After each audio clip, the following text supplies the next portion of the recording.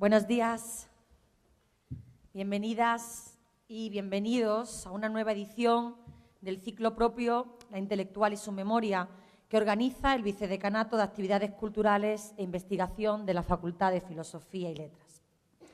Mis primeras palabras van dirigidas a las hacedoras de este acto, a Cándida Martínez y a Carmen Gregorio, queridas colegas que nos acompañan hoy en la mesa. Gracias a las dos por habernos brindado la oportunidad de hacer partícipe a todos los miembros de nuestro centro y asistir a la entrevista de una mujer intelectual tan sobresaliente como la antropóloga social Teresa del Valle, que ganaremos para siempre en nuestra memoria. Gracias también a ti, Teresa, por haber aceptado la invitación a participar en este ciclo y por tanta generosidad. Para el decanato de esta facultad, qué duda cabe, es un honor y un privilegio contar con tu presencia. No me voy a extender mucho en esta presentación, simplemente quisiera volver a llamar la atención sobre el valor que cobra este ciclo propio de la Facultad de Filosofía y Letras en nuestros días, a tenor del formato que lo define. El diálogo, la entrevista como forma de hacer un recorrido por el trabajo de toda una vida intelectual. La entrevista es un género muy conocido, un instrumento de trabajo fundamental para las antropólogas y los antropólogos, pero lo interesante es que en el resto de campos del conocimiento y de la vida social ha alcanzado una notoriedad irrefutable en la actualidad, convirtiéndose en uno de los discursos dominantes en el ámbito cultural, político y mediático. Basta pensar en programas que conocemos mucho, ¿no? Desde La Sexta Noche al programa de Bertín Osborne o el de Salvados, usan todos el formato de la entrevista. Su atractivo radica, qué duda cabe, en que se trata de una forma dialógica anclada en la inmediatez de la palabra dicha en directo, espontánea y auténtica, en su poder de brindar un retrato fiel de personajes conocidos que tienen visibilidad y gozan de un capital simbólico atractivo y de interés para el público. Eso es lo que gusta de la entrevista. Pero hoy me gustaría recordar que esta práctica es prevalente ya en los medios de comunicación desde el siglo XIX, y que nació ligada al afianzamiento del capitalismo y a la legitimación del ámbito de lo público como medio de construcción del espacio biográfico y difusión de la obra de los entrevistados y entrevistadas, ocupando un lugar secundario para el público académico y la crítica cultural. Entonces tendríamos que preguntarnos el porqué de este interés inusitado por la entrevista en las últimas décadas. ¿Qué líneas interpretativas traza este formato en la valoración del estatuto del entrevistado o la entrevistada, más allá de una lectura de su obra creativa al socaire de la imagen pública, de la intelectual o del intelectual? Tal vez se deba que durante la entrevista se produce un deslizamiento de la persona al personaje, es decir, a la construcción ficcional que supone toda aparición pública y, por tanto, a una lógica narrativa de su vida y de su obra que no habríamos de pasar por alto.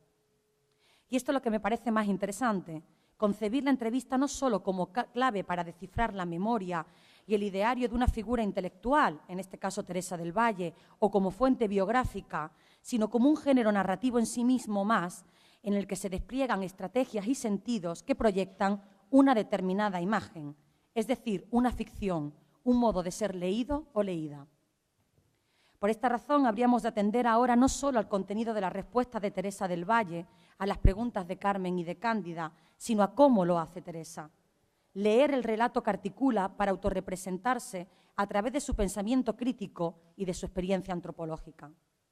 Además, la entrevista hace inteligibles relaciones que no existen en otro lugar, causalidades, hallazgos e interpretaciones que enriquecen de otra manera el fundamento de las prácticas de las ciencias sociales y humanas, así como las posiciones intelectuales que tienen como autoras y autores los y las entrevistadas.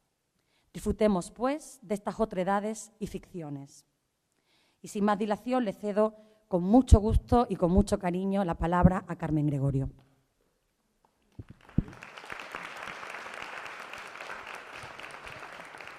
Muchas gracias, Ana.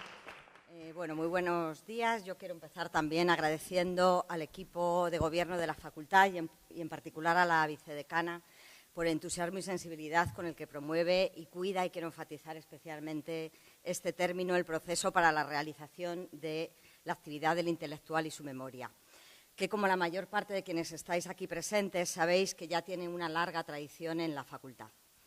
Sin duda, el equipo de Canal y especialmente Ana, le debemos que este año académico, el intelectual, haya sido en 2 ocasiones la intelectual. En una primera ocasión con la escritora argentina Luisa Valenzuela y en esta segunda ocasión con la antropóloga Teresa del Valle. Lo que no quiero dejar de reconocer y celebrar, dada la ausencia que han tenido las mujeres intelectuales en este ciclo que ya tiene 3 décadas en esta facultad. A mí en lo particular este acto me produce, os decía ahora mientras me iba encontrando, bueno, pues mucha emoción, realmente un gozo y una satisfacción y también responsabilidad por el espacio de visibilización que significa en esta facultad el área de antropología social y, por supuesto, por compartir este momento con mi querida colega y amiga Teresa del Valle y también con mi querida colega y amiga, compañera de otro espacio en el que también tiene un largo recorrido en esta universidad y en implicación en esta facultad, como es el Instituto Universitario de Estudios de las Mujeres y del Género, con quien compartiré con Cándida esta entrevista que, como ya ha situado la vicedecana Ana, haremos a la limón, ¿no? Nos hacía especialmente ilusión compartir desde nuestros recorridos y nuestras relaciones académicas, intelectuales y personales con Teresa del Valle. Quienes conocemos a Teresa y hemos tenido la fortuna de compartir con ella vida y experiencia, sabemos que sobre todo es una excelente conversadora, que cuando se está con ella se produce algo que es casi mágico en estos tiempos de comunicación múltiples, breves, rápidas, y que es un placer estar con ella y seguir recuperando esa conversación serena, ese compromiso del cuerpo y de la mente con el diálogo, por su escucha atenta y respetuosa, independientemente de quién es su interlocutor y interlocutora. Y aquí no dejo de pensar en una frase de nuestro querido colega que ya se ha compartido en un guiño de complicidad entre muchas de nosotras, ¿no? Esto de, es que no sabéis andar sin hablar a la vez. Algún que otro trayecto de tren de más de 3 horas, y es real, no es metafórico, se le ha pasado a Teresa y a quienes la acompañábamos sin llegar al asiento en el que tenían que sentarse. Y quienes la acompañaban en ese camino, imbuidas y fascinadas por ese diálogo, por esa conversación.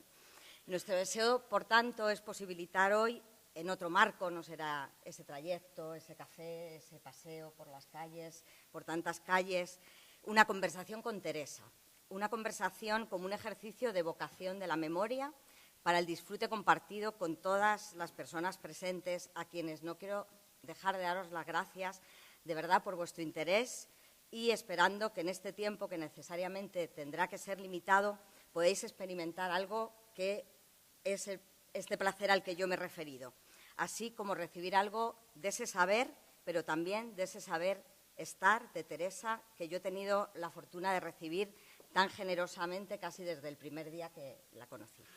Dicho esto, pasaré la palabra a mi querida compañera Cándida Martínez, para que haga una breve semblanza de la trayectoria curricular de Teresa y posteriormente pasaremos a la entrevista y, bueno, yo le plantearé en este marco en el que ha situado Ana esta metodología, esta forma de construir estos diálogos, le haré algunas preguntas a Teresa y después Cándida le hará otras preguntas y cerraremos este día tan especial. Muchas gracias a todas y a todos.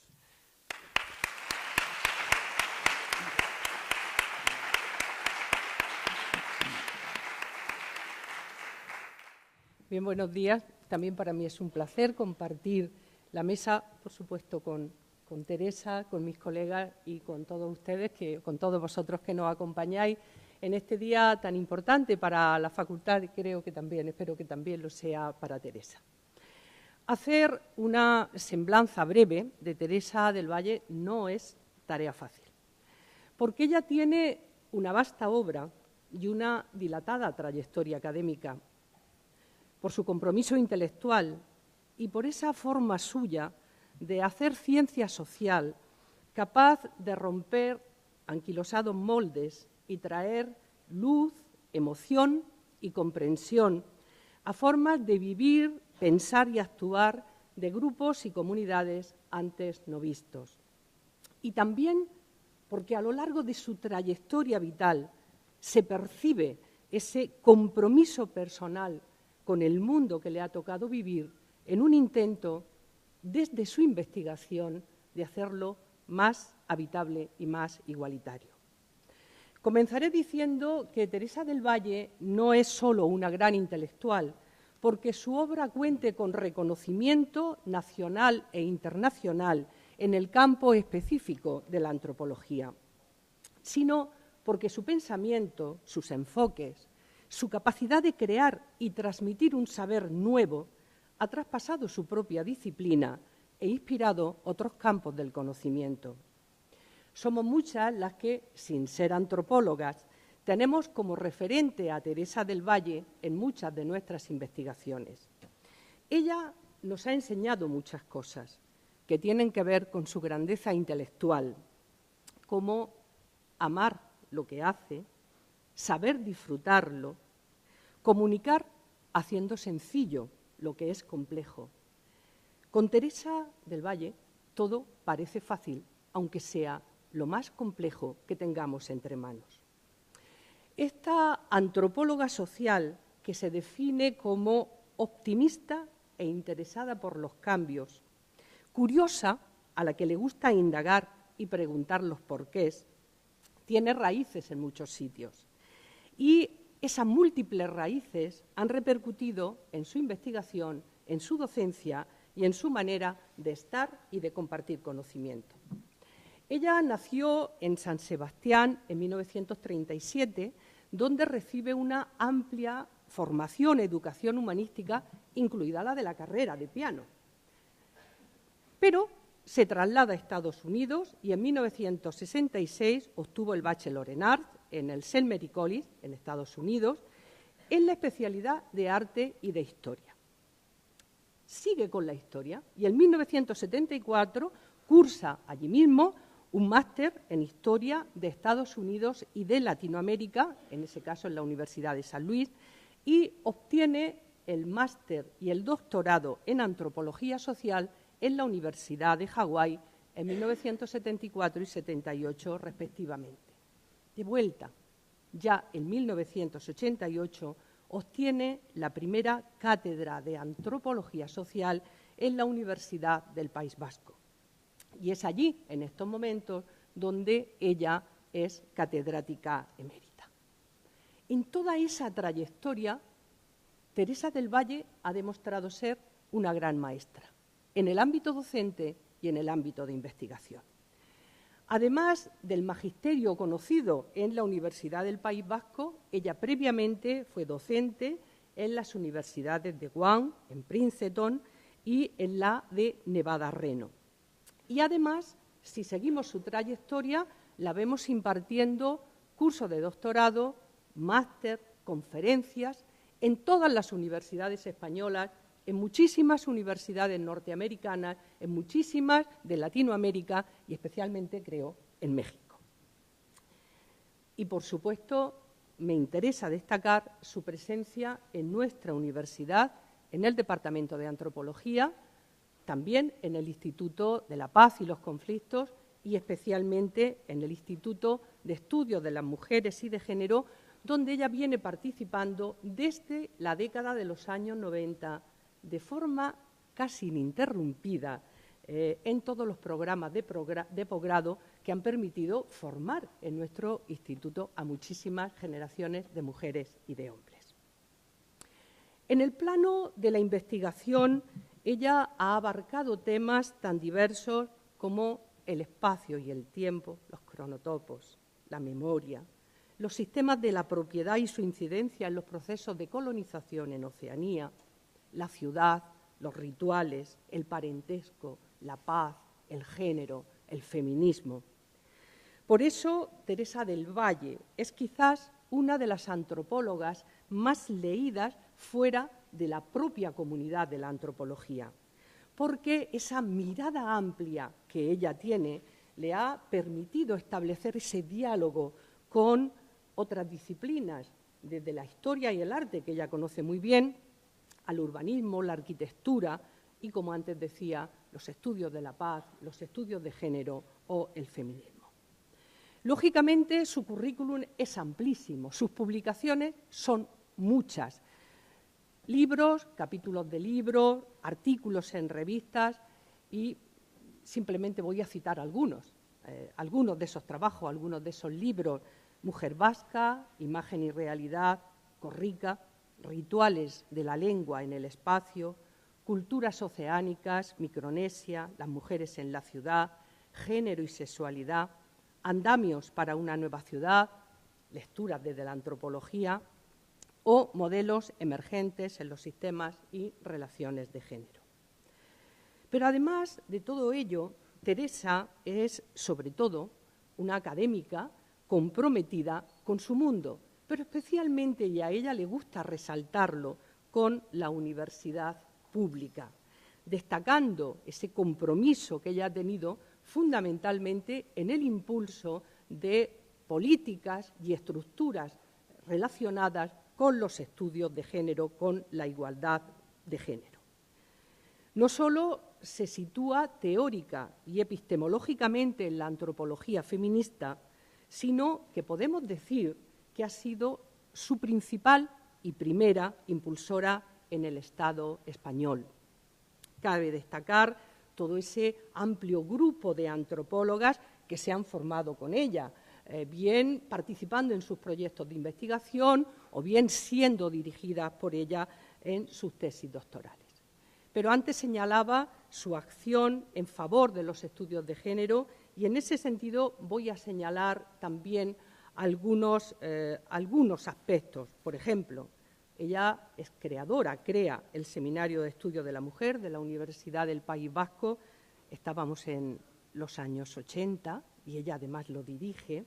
O, por ejemplo, se implica en la creación, junto con otras como Miren Hernández, de la web Andresare en 2008, o la vemos apoyando el periódico Andra, ella como articulista, creado en el 2000, que es el primer periódico de mujeres de Euskal Herria.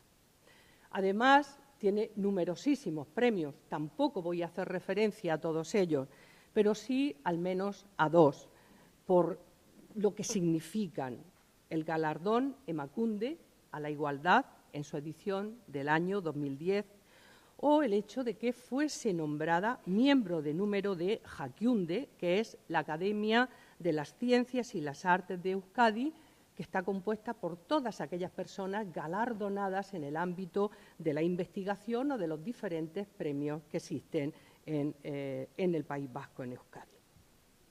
En definitiva, una trayectoria brillante en pensamiento y en influencia académica y social.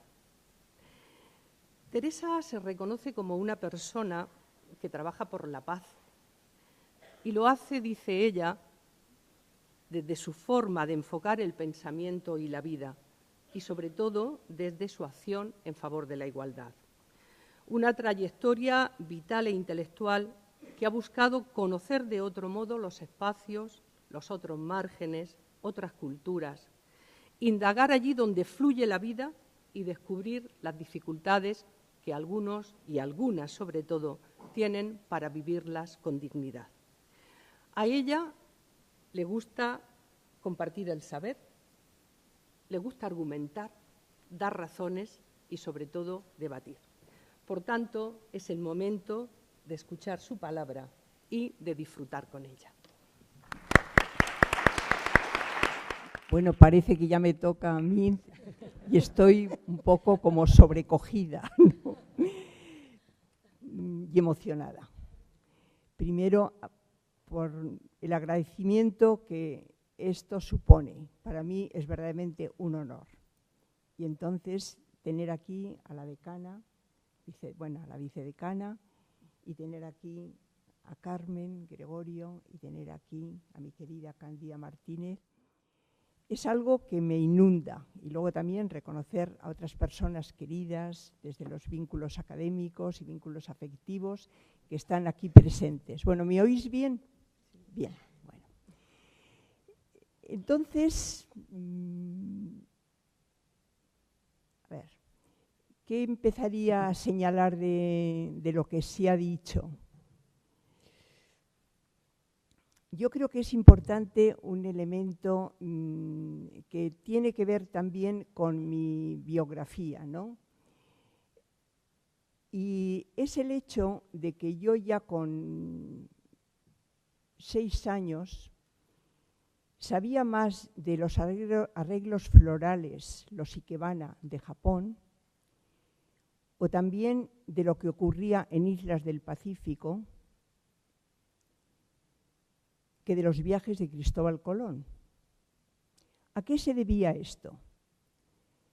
Bueno, yo al colegio que fui, era un colegio que estaba regentado por unas misioneras, era una congregación misionera, que las Mercedarias Misioneras de Berriz, que su fundadora había transformado un convento de clausura en una, como si dijéramos, aventura de en aquellos tiempos cristianizar o ayudar en la cristianización de pueblos lejanos.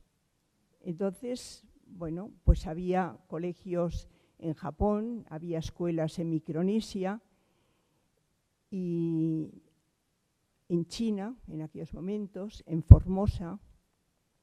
Entonces, eso estaba formando parte de mucho del día a día del colegio. Y además era, como si dijéramos, un elemento de curiosidad, ¿no? Entonces, a eso me refiero, que yo desde que era muy pequeña sí que tuve esa apertura a otros mundos, que luego desde otros puntos de vista pues ya los he ido, como si dijéramos, viendo de una manera diferente. Pero sí que tengo que agradecer esa visión amplia y luego también un elemento como de respeto hacia lo desconocido, a lo que podía ser diferente, a lo que podía ser sorprendente, ¿no? Entonces, esa curiosidad sí que ha sido importante en mi vida y luego ha ido marcando distintas formas de cómo llevarla a cabo y, como también se ha señalado, pues ese interés científico, esa curiosidad y, claro, ese mundo que luego me ha ofrecido la antropología. Entonces, yo diría que sí que ya estaban, como si llamamos, esos gérmenes en esa educación temprana que en aquellos tiempos mucha gente lo vivió precisamente con una cerrazón impresionante que era producto de la situación económica y del estar también bajo una dictadura. Bueno, pues si os parece comenzamos la entrevista, aunque ya voy a empezar con algo que es muy relevante y que Teresa ya lo ha nombrado en bueno, esa evocación de la memoria de su biografía desde su educación primaria, ¿no? Y voy a empezar con algo que, bueno, que es muy relevante para la antropología y que yo creo que Teresa pues, nos ha transmitido de una manera muy particular y que es la etnografía y el trabajo de campo. Teresa realizó trabajo de campo para su tesis de doctorado en los años 70 en Micronesia, en la isla de Guam, en el archipiélago de las Marianas, sobre la relevancia de los sistemas de propiedad y parentesco en un proceso de descolonización. Lo ha dicho ahora, lo recordaba y yo se lo he escuchado esto en alguna entrevista, ¿no? Que sabías más de Japón y de China, del Pacífico, que de tus contemporáneos que estábamos, yo no, otros estudiando a Cristóbal Colón en ese momento en la escuela.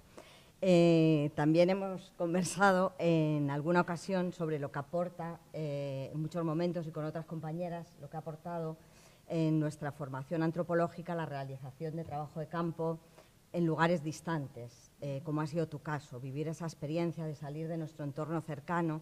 Y me gustaría empezar la entrevista pidiéndote que nos hablases de esto. ¿Qué te llevó al Pacífico, a la isla de Guam? Y también, ¿qué recuerdas de esa experiencia? Sé que tienes que hacer un ejercicio de síntesis. ¿Qué recuerdas de esa experiencia y qué significó para tu formación y ejercicio de la antropología social? Creo que te he leído, ¿no? Que lo has señalado ahora, ¿no? Que ha sido un hito muy relevante, ¿no? en tu vida, esta experiencia, ¿no? en Micronesia, en la isla de Guam. Bueno, en esos momentos, a ver, yo estaba haciendo el doctorado en el Departamento de Antropología de la Universidad de Hawái. Y estaba becada por el East West Center, que era una asociación norteamericana en la que confluíamos gente de distintos países. Solíamos estar hasta de 26 países diferentes, del suroeste asiático, de Estados Unidos y luego del Pacífico. Entonces, la idea era de que realizáramos los estudios que cada una o cada uno hubiera elegido, pero que estuviéramos también experimentando la convivencia con gente de distintas nacionalidades y también de distintas culturas. Entonces teníamos que convivir en unas residencias que había en el mismo campus, pero luego tú estabas adscrito a un instituto, yo estaba al de Cultural Learning, y luego también a un departamento, que era el Departamento de Antropología Social. Pero la convivencia era una convivencia muy, muy cotidiana. De hecho, formamos hasta una cooperativa que era de cómo se compraba lo que necesitamos para elaborar la comida y luego cómo la cocinábamos por turno. Entonces allí podías levantarte y de repente un olor diferente y ya identificabas, bueno, me parece que hoy toca comida de tal grupo. Y otro día no, hoy toca comida de Corea, hoy toca comida de la India, ¿no? Bueno, entonces, como digo, era una experiencia muy, muy cotidiana, pero al mismo tiempo te hacía pensar, te hacía reflexionar, ¿no? Bueno, entonces, en el departamento, era un departamento de antropología en que estaban presentes las 4 disciplinas de antropología. Entonces, por eso había también una interacción entre lo que era la antropología física, la antropología la antropología física, pero luego estaba también la antropología lingüística, yo estaba en el área de antropología social. Entonces allí también veías que la gente, los temas que elegía tenían que ver con distintas sociedades y sociedades lejanas, ¿no? Bueno, en el Pacífico, si hay una cosa que importa, es la tierra, porque la tierra es un bien escaso. Entonces había toda una corriente del estudio de la propiedad a través de los procesos que había habido también en el Pacífico, pues de colonización, y ver las estrategias que se habían seguido. Entonces eso fue lo que a mí me interesó y yo lo hice con el que en aquellos momentos se consideraba uno de los gurús de la antropología del Pacífico, que era Douglas Oliver, ¿no? Entonces con él, con la persona que fui aprendiendo cómo enfrentarme a esa situación, porque yo al pensarlo elegí hacerlo en la isla de Guam, luego diré por qué, ya tenía yo conocimientos de esa isla, después hacerlo en el poblado al que llegó Magallanes, que era el del sur, que estaba en el sur de la isla, se llamaba Umatac, y era un poblado que se diferenciaba por su cohesión social y también por estrategias que habían seguido para conservar la tierra.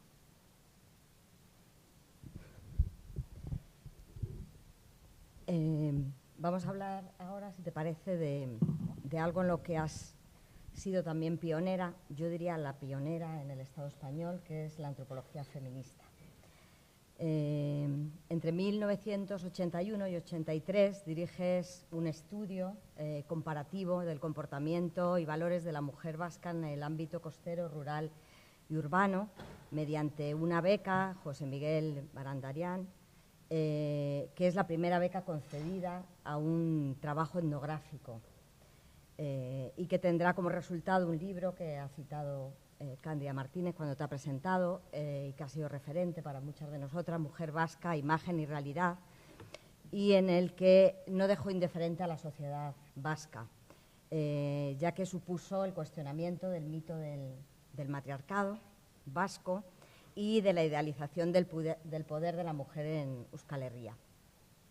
En 1984 impartías el primer curso de doctorado en el campo de la antropología feminista bajo el título Diferenciación y jerarquización sexual. Desde los años 80 hasta hoy en el Estado español yo creo que ya podemos hablar de 4 generaciones de antropólogas feministas. Ha sido maestra de maestras, mentora, como a ti te gusta decir, de muchas de las que hemos seguido discurriendo en los caminos de la antropología feminista. Tu labor en la difusión de este conocimiento antropológico es ingente a nivel nacional e internacional, se señalaba en la presentación de tu currículum. Tus trabajos han atravesado fronteras disciplinares y han nutrido a historiadoras, arquitectas, geógrafas, filósofas. Candida Martínez entrará después más en estas cuestiones. Y yo te quería preguntar en todo este tiempo, ¿no?, de nuevo en este ejercicio de vocación de la memoria, ¿qué ha cambiado en esta perspectiva desde estos inicios? ¿Cuál te parece que es el estado de la salud, si podemos decirlo así, de la antropología feminista? Te he escuchado, además, hablar en diferentes ocasiones del carácter innovador de esta perspectiva dentro de la antropología. ¿Puedes hablarnos un poco de todo esto? ¿A qué te refieres también con este carácter innovador de la antropología feminista? Menudo tema que me planteas. Bien.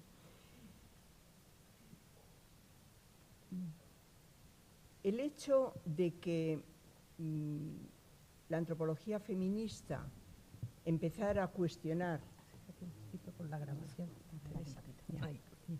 el hecho de que la antropología feminista empezara a cuestionar el orden social ya era totalmente revolucionario, ¿no? Porque ya se estaba gestando a través de los distintos institutos que ya existían, bueno, que fueron también pioneros en darle esa publicidad, ¿no?, a algo que todavía estaba en los gérmenes, ¿no? Y en mi caso fue muy importante porque yo ya venía con algunas ideas, sobre todo de libros que había leído, que en aquellos momentos ya, sobre todo en las universidades de California, ya estaban, como si dijéramos, ya considerados, leídos, debatidos. Y me encuentro en Euskadi con el mito del matriarcado vasco, cuando ya el mito del matriarcado ya se había, como si dijéramos, debatido. Entonces, eso para mí fue muy importante, porque una cosa es cuando tú piensas, cuando tú lo elaboras a través de los cursos, y otra es cuando tú ves que está, como si dijéramos, inserto en la sociedad. Bien. Entonces, demitificar eso fue tremendamente importante y fue liberador, porque la antropología feminista, como el feminismo, es liberador, pero con muchas consecuencias, ¿no?, que desencadenan en toda una serie de preguntas y de cuestionamientos que no se pensaba que eso iba a acontecer. Entonces, tiene también mucha importancia la existencia de gente feminista en los recientemente creados institutos. Y para mí eso es un germen muy importante. Y yo sí que lo recojo porque había experimentado algo que estaba sucediendo en las universidades, como digo, de California. Entonces era como decir, bueno, este pensamiento no solamente tiene una validez, sino que también puede ser objeto de investigación y pueden ser núcleos de reflexión y de expansión, ¿no? Entonces, para mí, la antropología feminista, como el feminismo, pues lo concebí como algo liberador, pero no solamente a nivel personal, sino a nivel estructural.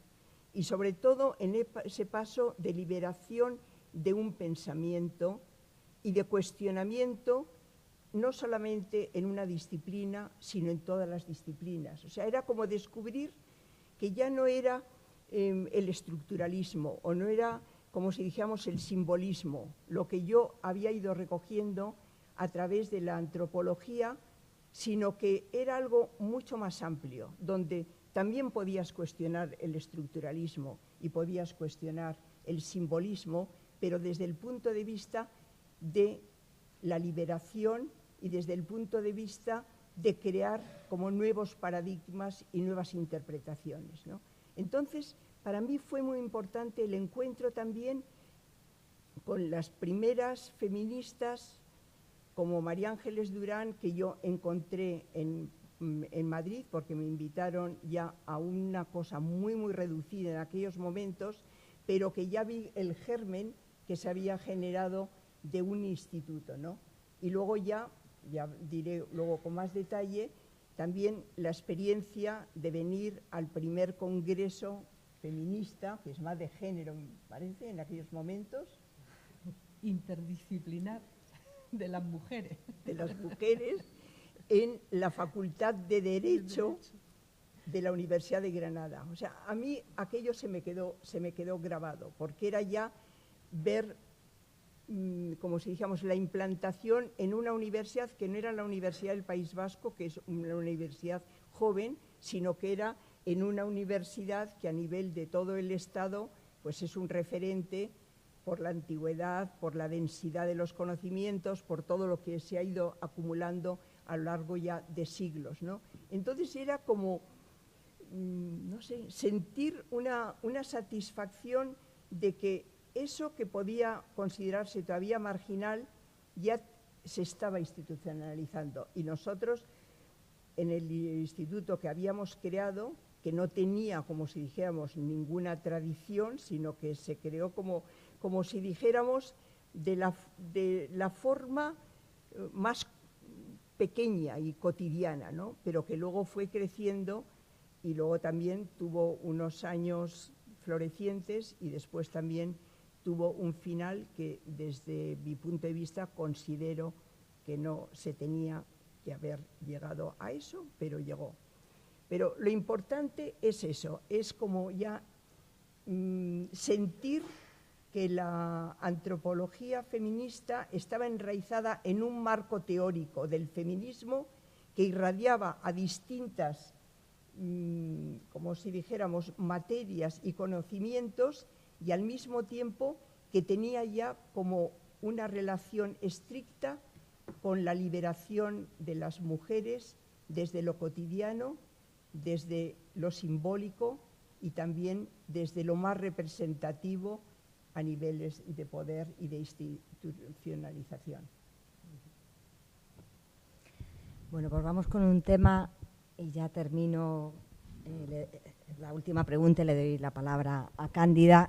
Y bueno, creo que muchas de las que estamos aquí, vuelvo a la antropología, lo que es la institucionalización de la antropología social y bueno, a ver también sobre ese recorrido y qué caminos o qué perspectivas bueno, nos anticipas, ¿no? En ese lugar anticipatorio en el que muchas también te hemos leído y escuchado.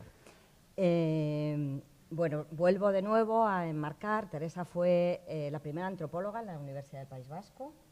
Llegó a esta universidad a finales de los 70, después, ya lo hemos dicho aquí, de haberse formado en Hawái, en Estados Unidos, cuando aún no existía la antropología social como área de conocimiento, por lo que la creación de este área, sin duda, se la debemos a su impulso, y a finales de los 80 ya dirigió el Departamento de Antropología y Filosofía de los Valores, en el que se integró el área de antropología, junto con el Departamento de Filosofía de los Valores. En 1988 obtuviste la cátedra en Antropología Social, la primera de Antropología en la UPV, creo que la tercera obtenida por una mujer en el contexto del Estado español, por los datos que he rescatado, y tu implicación en lo que ha sido la institucionalización de la antropología es clara. En 1988 ya formaste parte de esa primera comisión estatal que preparó ese primer plan de estudios de la licenciatura en Antropología Social y Cultural, entonces una licenciatura de segundo ciclo. Tu compromiso sin duda es indiscutible y, como bien sabes, aunque ya te ha tocado en otro momento, la configuración del Espacio Europeo de Educación Superior, el llamado Plan Bolonia, ha posibilitado la asistencia a lo que tenemos ahora. Muchos estudiantes están aquí del grado de Antropología Social de 4 años, a diferencia de la licenciatura de segundo ciclo. Y bueno, en este grado, lo sabes, lo hemos compartido, como digo, ya todo este proceso, ya estabas en un momento más ya de retirada de todos estos compromisos institucionales, aunque no has dejado de mantenerte pues al tanto, escuchar, compartir, conversar sobre ello. En este grado, como sabes, decía, hemos depositado muchas expectativas y ilusiones, y también, lo sabemos, tenemos muchos retos importantes de cara a la implantación de nuestra profesión. ¿Qué cambios has observado en tu recorrido en la institucionalización de la antropología en el Estado español, y qué futuro nos auguras a nuestra disciplina y a nuestra profesión? Y miro particularmente a alumnos y alumnas de antropología que están aquí y que están muy inquietas, junto con el profesorado que también nos acompaña en este, Bueno, yo creo que a las distintas generaciones les corresponde distintos ámbitos de incidencia y también de innovar y de llevar a cabo nuevos proyectos, ¿no? Entonces, yo puedo hablar de lo que nos tocó en aquellos momentos, ¿no?, que es muy distinto del momento en el que estáis ahora, ¿no? Entonces, por lo que teníamos que luchar era por introducir la materia de la antropología en el sistema educativo, ¿no? Entonces, se hacía en cada universidad, y a mí me tocó en la Universidad del País Vasco por ser la primera, pero luego ya, a través de José Martín Apalategui, de Chemia Paulaza, de Carmen Díez, pues ya empezamos esa tarea de visibilizar la antropología.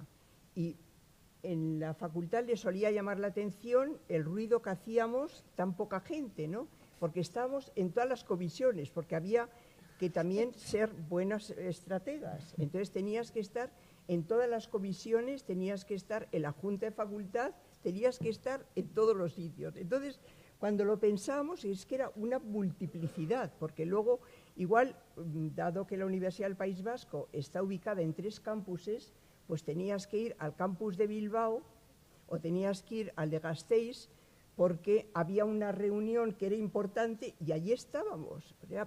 Entonces, os quiero decir que como buena antropóloga, y como también a los antropólogos y antropólogas que estáis aquí, sabéis la importancia que da el poder situado, ¿no? O sea, que ya no es como si dijéramos a la distancia, sino, bueno, puede ser en aquellos momentos, no teníamos las formas de acortar las distancias a través de los medios de comunicación como los tenemos ahora, pero en aquellos era a través de estar presentes, ¿no?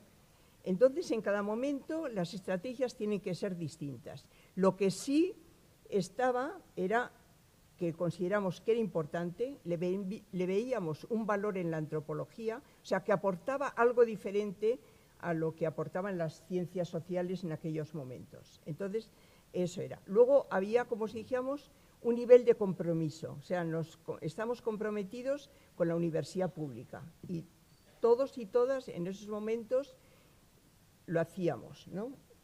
Y entonces íbamos introduciendo estratégicamente la antropología en aquellos nichos que nos parecía oportunos.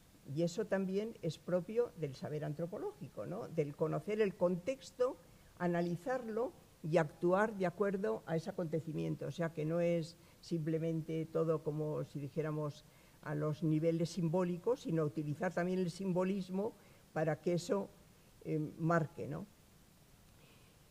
Entonces, la relación con las otras universidades era importantísima, y yo creo que en aquellos tiempos se creó un humus de trabajo conjunto que yo creo que sigue presente, y el hecho de que aquí va a haber una reunión ahora, pues es una buena exposición. O sea que también era como si dijéramos una creencia en el trabajo conjunto. Yo creo que eso también está muy relacionado con la antropología, ¿no? Y con el conocimiento en las distintas sociedades de formas diferentes de cómo la gente se organiza y cómo tienes que actuar sobre ese contexto, aunque luego lo quieras transformar, ¿no?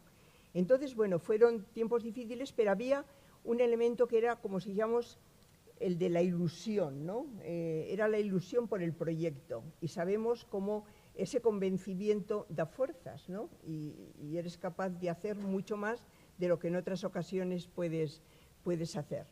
Bueno, entonces lo que yo he ido viendo ha sido una transformación en cuanto a la amplitud que ahora tiene la antropología. Y luego también que áreas de la antropología social que antes no estaban igual tan presentes, ahora están. Y a mí me parece que eso ha sido un gran avance, pero que se ha ido haciendo desde los núcleos de los distintos departamentos. Y en estos momentos el que haya también una asociación y que haya ya cada 3 años aproximadamente un congreso de antropología es importante. Yo me acuerdo cuando organizamos, parece que era el 3er congreso de antropología en la Universidad del País Vasco, bueno, yo ni sé cómo lo organizábamos, porque era a través de ese trabajo muy pequeño, pero estaba, como decíamos, la dinámica del entusiasmo. Entonces yo creo que ahora lo que hay que hacer es ir descubriendo también nuevos nichos donde desde el conocimiento antropológico sea importante incidir en ellos. Y ahí es verdaderamente aplicar los conocimientos, pero desde un punto reflexivo, ¿no? Yo creo que en estos momentos en que cada vez más las sociedades estamos más diversificadas, al mismo tiempo hay unos problemas tremendos, por ejemplo, de desubicación de poblaciones. Estamos experimentando que hay poblaciones que están en marcha continua.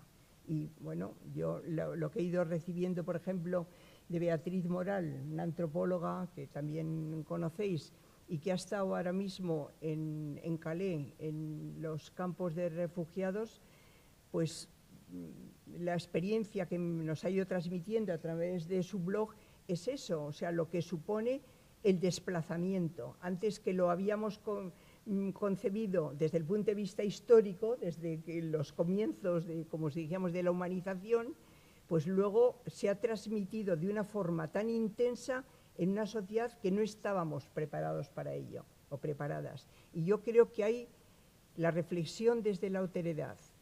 ¿Y qué es lo que la antropología puede aportar? Creo que es importante. Y luego también lo de los nuevos nichos, que yo creo que os corresponde a la gente que en estos momentos estáis ahí y que podáis identificar las necesidades, porque el profesorado sí que está dispuesto a ello. Porque yo constato que es como una de las preocupaciones que aparecen en las reuniones que se van teniendo a nivel estatal.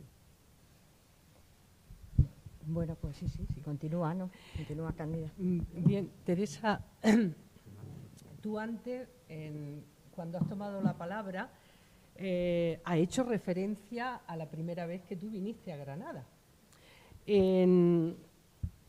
Esa primera vez, por lo menos desde el punto de vista académico, no sé si viniste alguna vez antes, fue con motivo de unas jornadas interdisciplinares, se llamaba La Mujer en Andalucía, que organizábamos desde el seminario entonces de estudios de la mujer, ahora mismo el instituto.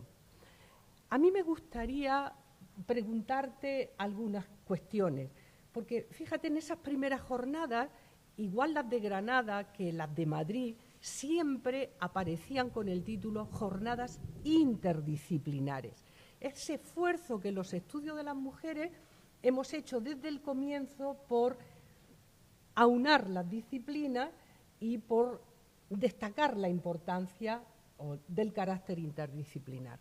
Por eso yo te preguntaría, primero que nos cuentes cómo nos vistes aquí a la gente de Granada, qué recuerdas de ese primer momento, de ese contacto con nosotras, y también cómo te has sentido tú en el campo de los estudios de las mujeres y si consideras que realmente los estudios de las mujeres han sido un elemento central de la transformación del conocimiento de este país.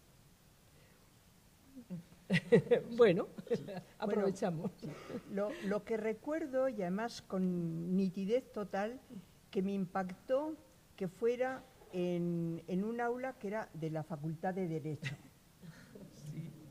Eso me impactó, porque para mí el derecho era, como si dijéramos, un ámbito precisamente de mucho poder y de mucho poder masculino. O sea, yo así lo percibía, ¿no?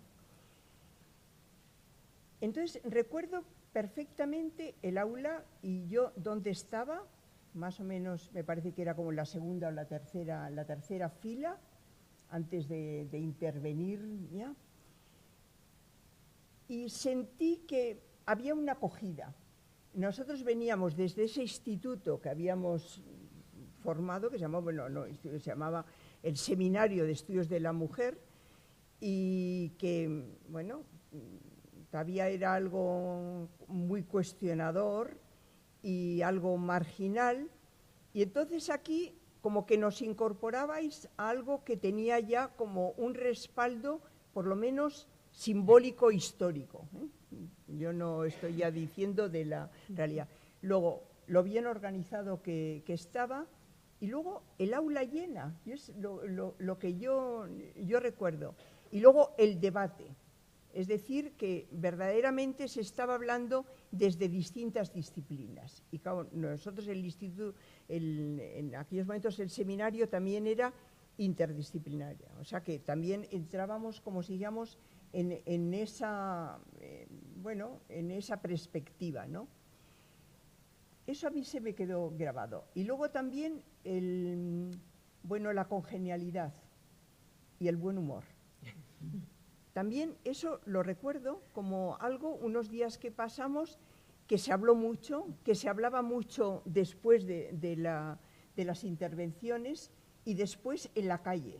O sea, como que se había sacado también del aula a la calle, porque luego también hacíamos mucho ruido en la plaza. O sea que yo tengo esas impresiones que como antropóloga yo luego las analizo, que inspiran mucho más de lo que dicen, porque están hablando de apertura, están hablando de innovación, están hablando también de algo que es cuestionador y de algo que va saliendo, como si dijéramos, de la oscuridad a la calle, a la plaza, ¿no? Y entonces, bueno, pues el famoso título de la calle, del patio a la plaza, que a mí eso siempre me ha emocionado mucho, pues ahí estaba de alguna forma presente, ¿no? Era salir a la plaza, y para mí la plaza, bueno, pues es el espacio público por excelencia, de lo que las historiadoras habéis tenido mucho que decir sobre ello, ¿no?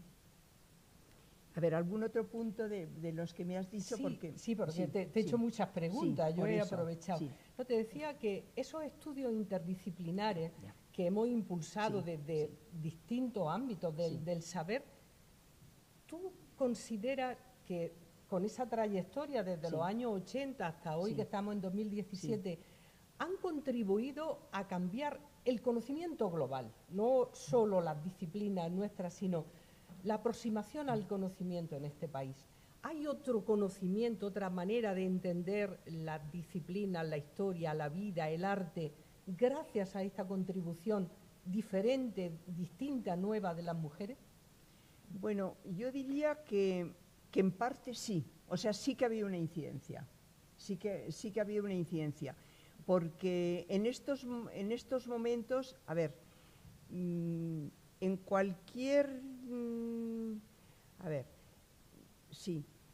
cualquier momento cuando se convoca algo relacionado con el feminismo, se nota esa presencia. Quiero decir que las personas estamos ahí como feministas, pero también estamos con unas visiones amplias desde las que aceptamos que se hable de la historia, que se hable desde la psicología, que se hable desde el arte, que se hable desde la antropología. En ese sentido, sí. A mí me parece que es así, y de hecho, por ejemplo, en los congresos eso se ve. O sea, ya no hay, como si dijéramos, una especificidad que no esté articulada. y además se cuestiona. Y de hecho, por ejemplo, en los proyectos de investigación también se valora esa articulación de los distintos ámbitos del saber. Y desde luego, en mi reflexión, creo que esos primeros institutos marcaron unas pautas. Yo ahora, Teresa, me gustaría volver siempre desde esta perspectiva interdisciplinar. Para quien no lo sepa, yo soy historiadora y realmente como historiadora a mí tus aportaciones han sido siempre un caudal de reflexiones, bueno, me han hecho que incorpore a mi investigación temáticas que tal vez yo no había pensado. Es decir, leerte ha significado incorporar a mi pensamiento histórico, a mi manera de hacer historia, elementos que yo no había considerado. Yo recuerdo un tema que a mí realmente me sedujo, un artículo que tuvo, bueno, una conferencia primero y un artículo que está en la revista Arenal, que es La memoria del cuerpo. Desde aquel artículo, aquella conferencia que yo te oigo sobre la memoria y la memoria del cuerpo, después he tenido la suerte de ir viendo cómo has ido trabajando el tema de la memoria. Hoy estamos en un debate sobre tu memoria, pero yo ahí te diría, ¿por qué empiezas a trabajar la memoria, y en este caso la memoria del cuerpo, y cómo ha ido evolucionando, cómo has ido evolucionando tú en relación con la construcción, no de tu memoria, sino de la memoria en general, un tema que sin duda tiene muchísima actualidad, pero que tú empiezas a tratar mucho tiempo atrás. ¿Cómo te has relacionado con ese concepto y cómo lo has trabajado? Bueno, empieza precisamente con una técnica, que es la técnica de la entrevista. En una cena, creo que fue de un simposio en la Menéndez Pelayo, en Santander, alguien me preguntó sobre qué temas yo estaba trabajando. Y entonces dije que había empezado a trabajar sobre la memoria, ¿no? Y me dijeron, ¿pero qué técnicas utilizas? Y yo expliqué que era una técnica que yo la había conocido en un seminario que había tomado en la Universidad de Chicago, en la Universidad Jesuítica de Chicago, y que era en torno a la elaboración del recuerdo. Entonces, en ese seminario, una de las reflexiones que había habido era, mirando hacia atrás en tu vida, ¿cuáles consideras que han sido los hitos, o sea, los momentos más importantes de tu vida? Y luego tú lo tenías que elaborar en un diario que te daban, y después había una reunión, si tú querías hacer partícipes a la gente de tu reflexión, pues lo hacías, ¿no? Y yo había seguido eso y tenía mi diario de esos 3 días. Y entonces yo empecé a trabajar con el concepto de hito a nivel individual, haciéndome a mí la pregunta, y a nivel colectivo. Bueno, pues en esa reunión en Santander alguien me dijo, oye, ¿nos explicas más? Y expliqué de una forma muy breve. Y alguien me dijo, y si una quiere que se le entreviste, ¿estarías dispuesta? Le digo, yo siempre estoy dispuesta, es una cosa totalmente, como si dijéramos, libre. Entonces, si alguien quiere, bueno, pues esa mujer más tarde me dijo que le gustaría que le entrevistara. Bueno, yo me desplacé, le entrevisté, y cuando yo le dije, mirando hacia atrás en tu vida, ¿cuál sería el momento más importante? Y ella dijo, se quedó pensando y dijo, una violación. Y ahí es donde empezó, como si dijéramos, mi interés por el tema de la memoria del cuerpo, porque ella entonces tuvo, como si dijéramos, la franqueza de narrar cómo había sido y cómo había marcado su vida y cómo había ido superando eso. Entonces ahí vi yo precisamente la vinculación entre la memoria y la corporeidad. Entonces ese es como el punto de partida para ello. Teresa, en otro tema que tú has tratado, y además también en numerosas publicaciones, y que desde mi punto de vista ha tenido también un fuerte impacto en otros ámbitos del conocimiento, no solo en la antropología, ha sido el tema de la ciudad. Por supuesto, el libro al que ya hemos hecho referencia, de Andamios, yo creo que supuso en su momento otra manera de acercarnos, de aproximarnos a la ciudad, de ver cómo se habita, de ver cómo se siente, de ver cómo se vive la ciudad. Y desde entonces hasta, bueno, las últimas cosas que yo he leído tuyas, que son los muros y los puentes, ¿no? Es decir, esa relación con el espacio, también lo ha hecho de otro modo, también con el tiempo. Bueno, ¿qué te lleva a ti a estudiar los espacios y fundamentalmente qué te atrae de la ciudad para incorporarla a tus estudios? Es decir, un espacio que vivimos, ¿por qué comienzas también a hacer esa investigación?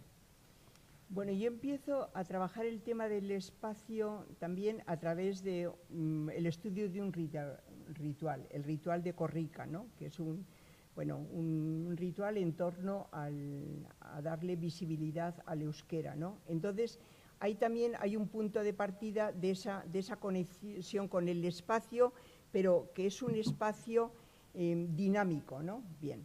Luego está también mi interés desde el punto de vista de haber estudiado arte. Y luego mi hermana Begoña, bueno, yo soy la pequeña, ella es la segunda, y ella era una artista, y era una artista conceptual, ¿no?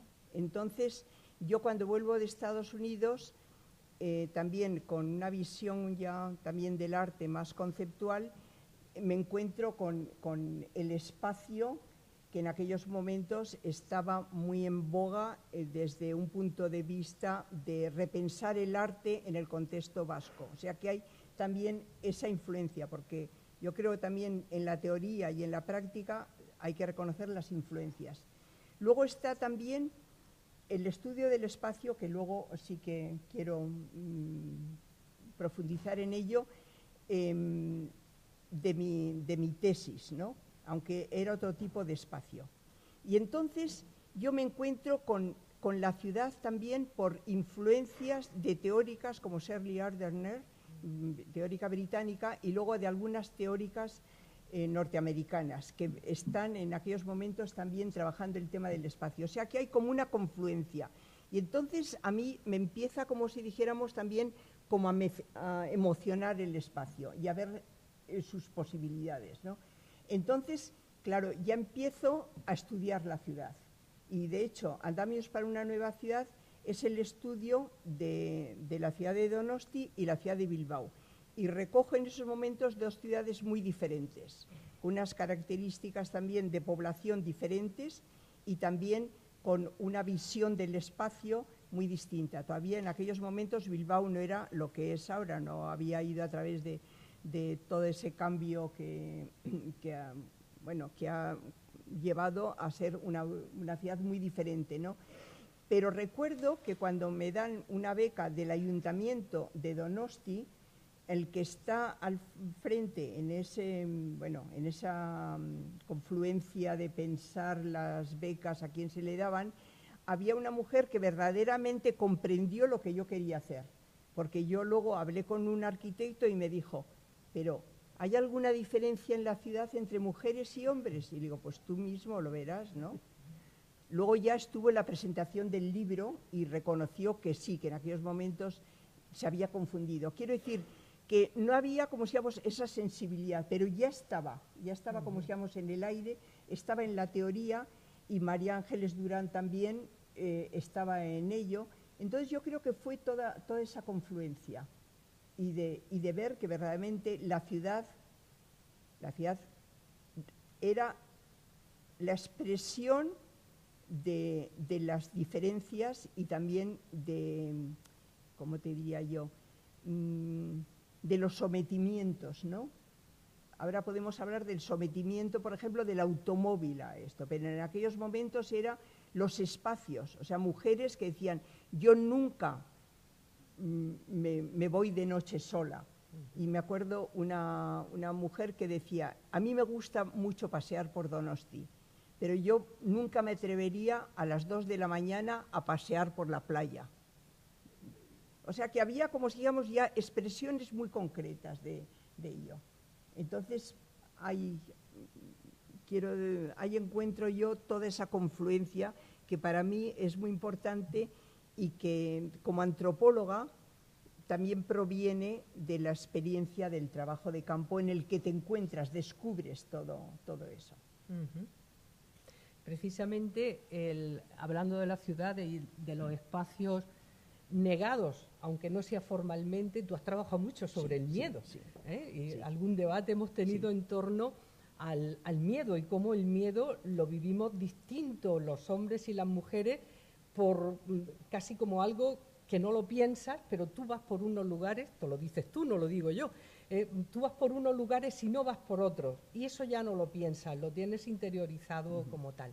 Fíjate, relacionando con este elemento de las mujeres, cómo están en las ciudades, cuál es su proyección en los ámbitos sociales, cómo son constructoras de vida, mantenedoras de vida, de sociedades.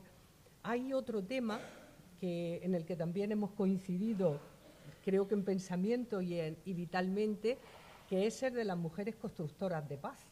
Es decir, el tema de la paz, y mucho más tú, con toda la experiencia de estos años que ha habido en el País Vasco, pues el tema de la paz y cómo posicionarse sobre ella y qué han hecho las mujeres en esos procesos de paz, pues también lo has tratado, y es un tema.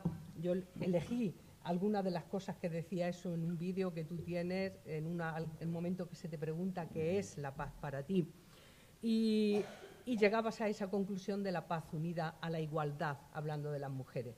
Bien, a mí me gustaría preguntarte, con esa experiencia, además como vasca, en un espacio, bueno, en la que ha habido un conflicto y la aspiración de la paz, ¿cómo has vivido el tema de la paz y cómo ves a las mujeres relacionándose con ella?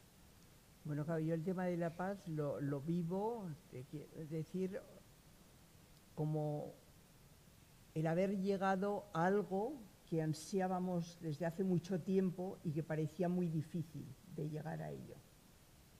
Pero todavía es un proceso que necesita mucho más afianzamiento, mucho más. Entonces, yo recuerdo lo que a mí me emocionó, y escribí precisamente un artículo en el periódico en el que yo he participado durante bastantes años periódicamente. Entonces, había un colectivo que se llamó AOCHA, eran las mujeres de AOCHA, pero que eran mujeres que provenían del ámbito de la política y representaban todo el abanico que existía en aquellos momentos en Euskadi de distintas como posicionamientos y distintas ideologías. Y esas mujeres trabajaron muchísimo y además con un valor, porque yo creo que era difícil precisamente hacerlo en el ámbito de la política, era más fácil hacerlo en pequeños colectivos, ¿no? Y llegaron, a mucho, pero luego hubo como un parón, ¿no? Entonces ahí veías también lo difícil que era, porque tenías que entrar en el ámbito de lo político, en el que las mujeres siempre hemos estado, y tú sabrás mucho más que yo de todo ello, hemos estado más alejadas de ello, muchas veces por elementos externos y muchas veces también porque o no nos sentíamos preparadas o no nos sentíamos, como digamos, con ánimo para entrar en ello.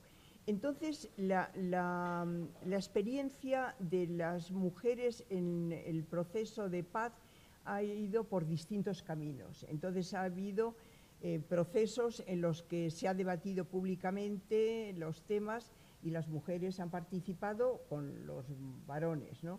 Y otros en que colectivos ya más pequeños como han trabajado más individualmente.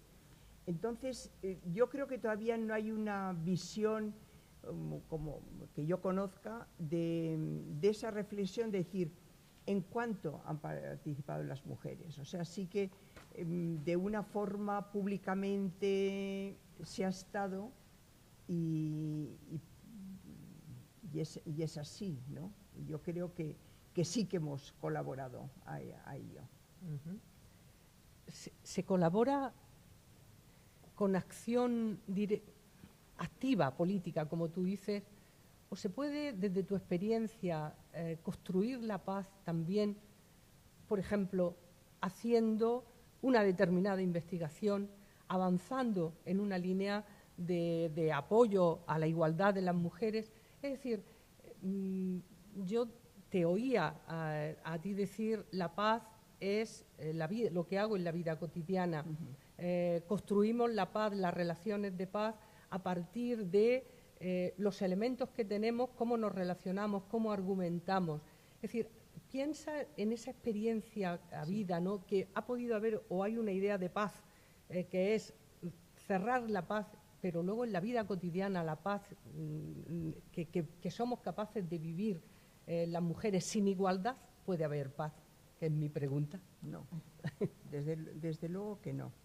Yo creo que la paz se construye de distintas maneras, pero que está muy relacionado con la forma de cómo se está en la vida.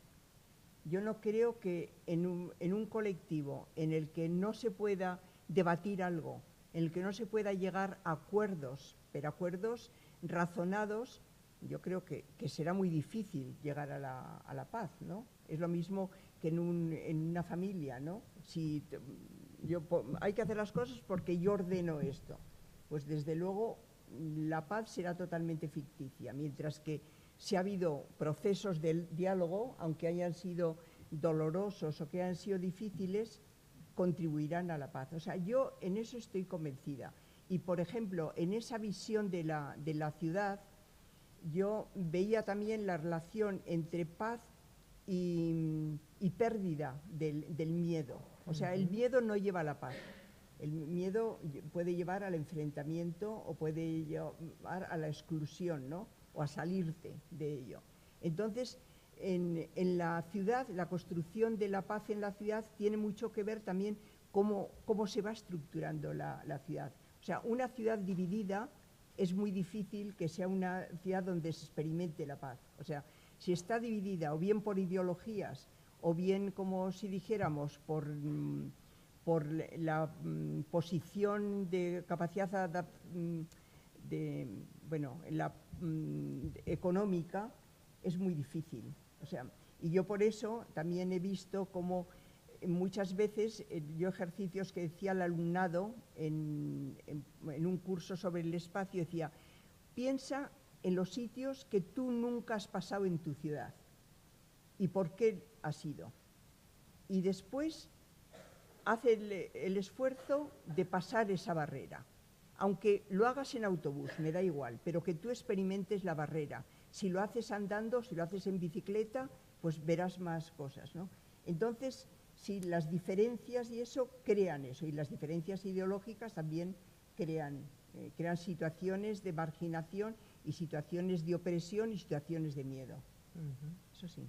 Entonces, a mí sí que me parece, o sea que, por ejemplo, desde la multidisciplinaridad, el ir encontrando elementos que lleven a una mejor comprensión de las diferencias y de lo que pueden ser las exclusiones, me parece que es construir la paz. Yo te voy a hacer mi última pregunta, porque bueno, hemos ido incorporando preguntas sobre la marcha, porque siempre sugiere oírte, siempre sugieren preguntas nuevas, pero bueno, hay que terminar. En muchas de nuestras conversaciones y en muchas de las cosas que tienes escritas y en tu propia experiencia, siempre has hecho una reflexión sobre cómo vivir el poder. Y las mujeres, ¿cómo viven el poder las mujeres? Desde esa experiencia, el poder, que no es ser presidente del gobierno, sino el poder cotidiano, es decir, cómo manejamos los poderes, las mujeres, cómo la importancia de estar ahí. Yo ahí te haría, si me permite, también una doble pregunta, y es, desde tu propia experiencia en los sitios donde has estado, ¿cómo has sido? ¿Cómo te has sentido? Y también una cuestión que a mí me parece de interés es hasta qué punto todo lo que hacemos en la universidad, el pensamiento que generamos, el pensamiento que generáis o que generamos los intelectuales, contribuye a transformar socialmente la sociedad. Es decir, ¿tú consideras que tu investigación en el ámbito de la antropología feminista, ha contribuido no solo a cambiar el pensamiento, sino a tener una incidencia social? Ahora mismo lo comentabas, bueno, cómo vivimos los espacios. Todo esto ha permitido calar de forma que pueda haber cambio social. A ver, es una pregunta difícil y muy múltiple, ¿no? Lo que yo sí que he visto, que hay mucho desconocimiento acerca de lo que es el feminismo. Entonces, en muchos casos, el ser feminista ya, como si dijéramos, marca como unas distancias. Pero yo tuve una oportunidad en la que se me eligió para un cargo y había tres razones, y la última era porque era feminista. Y yo, en aquellos momentos, me quedé tan que yo rápidamente le iba a decir que sí, que aceptaba el cargo, pero dije, bueno, lo voy a pensar. Nada, ya lo tenía pensado, ¿no? Porque el primero era, bueno, pues mi capacidad, como si dijéramos, ante situaciones difíciles de conflicto, pues cómo lo había llevado, y otra también, pues la capacidad de escucha, creo que era. Bueno, entonces eso quería decir que esa persona ya ponía en valor lo del feminismo, y yo sí que he visto que eso cada vez más está presente, ¿eh? Pero que tiene que ver, yo creo, con que ha habido ya prácticas feministas y ha habido formas de asumir el poder y de ejercer el poder, pues que han sido vistas como positivas, pero que tú las reconoces que las ha aprendido desde el feminismo, ¿no? Entonces, eso, yo recuerdo que cuando me eligieron para la vicepresidencia de Guipúzcoa, de una sociedad que ahora va a celebrar los 100 años, Eusko Ikaskuntza, la Sociedad de Estudios Vascos, pues a la hora de organizar el congreso, que se organizaba cada 3 o 4 años, yo tenía muy claro que quería poner en el centro el género, y conseguí ponerlo. Había como 5 o 9 temáticas y el género estuvo en el centro, pues con la ponencia principal, con esto. Y se vivió bien, porque también la forma de cómo se organizó el congreso, pues fue teniendo en cuenta la capacidad de las personas para opinar, para decidir, para generar formas de actuación más, como si dijéramos, englobadoras, ¿no? Entonces yo sí que he ido viendo eso, y yo desde luego sí que creo que el feminismo tiene su lugar, y un lugar importantísimo, porque todavía, como si dijéramos, las diferencias, y en muchos casos son las diferencias brutales en cuanto al acceso, no solamente ya a las formas de poder, a los núcleos de poder, sino a lo cotidiano, ¿no? Al trabajo, como si dijéramos, a la manera de sobrevivencia, ¿no? En estos momentos, ¿no? Entonces, yo desde luego creo firmemente en las posibilidades del feminismo, pero también veo que el feminismo también tiene que ir reflexionando, tenemos que ir reflexionando sobre el aquí y ahora, ¿no? Y ver cuáles son las circunstancias en las que tenemos que avanzar en un momento o en otro. Desde luego yo no creo en exclusiones, ¿no? Pues si hay distintas corrientes entre el feminismo, pues habrá que ver en qué momento se articulan, en qué momento ofrecen elementos que no estaban presentes de reflexión o de acción en estos momentos, y en qué momentos igual hay corrientes que no participan o no entran en la asunción de las bases, que es la diferenciación y sobre todo la segregación, ¿no? De las mujeres y los hombres. O sea, yo creo que hay que trabajar mucho en ese sentido. Muy bien. Carmen. Bueno, estoy comentando con la vicedecana que cerramos aquí el acto. En principio no estaban contempladas que planteaseis preguntas porque no hay micro en la sala, pero bueno, si alguien quiere hacer alguna pregunta, levanta la voz, alguna observación. Teresa quiere decir una cosa. Sí, tienes tu micrófono. Sí, que yo no he recalcado bastante y que considero que es importantísimo en la antropología y también para crear precisamente este tipo de sinergias, y es el trabajo de campo intensivo en lugares diferentes de los que una o uno tiene, como si dijéramos, la familiarización. Eso lo considero básico, y mucho de lo que yo he vivido y de lo que yo he reflexionado y de lo que yo he trabajado está muy influido por esa inmersión total en sistemas culturales diferentes, con valores diferentes, y también el haberme adaptado y aprendido y aportado. Bueno, pues cierras por donde habíamos empezado, por el trabajo de campo en la etnografía. Y bueno, yo creo que con esto cerramos. Yo le voy a pasar la palabra a la vicedecana para que cierre el acto y bueno, reiterarte nuestros agradecimientos y bueno, espero que lo hayáis disfrutado y que sigamos disfrutando de Teresa, que se queda estos días aportando más, tanto en el GEMA, en el máster, y bueno, muchos de los que estáis aquí, alumnos de Antropología del Género, Antropología, sé que estáis leyendo sus textos, tenemos otros momentos para bueno, recoger lo que se ha planteado aquí y bueno, seguir aprendiendo, leyendo, escuchando y disfrutando de Teresa. Muchísimas gracias y doy la palabra a la vicedecana. Bueno, yo quiero también darte las gracias, Teresa, por este regalo. Desde luego yo creo que todas y todos nos vamos cargaditos de ilusión y estoy segura, y de eso yo ya mi compromiso, que a partir de ahora pues espero que este ciclo tenga muchas más mujeres intelectuales que también nos puedan regalar su memoria. Muchísimas gracias también a todos los asistentes.